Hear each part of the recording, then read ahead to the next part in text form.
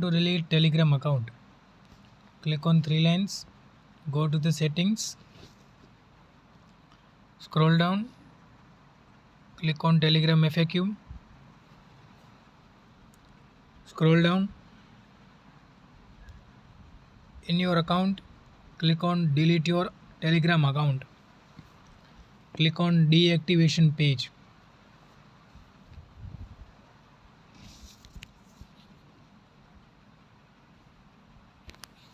Enter your phone number,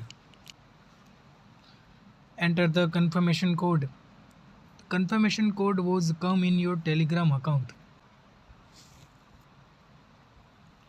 Copy the confirmation code,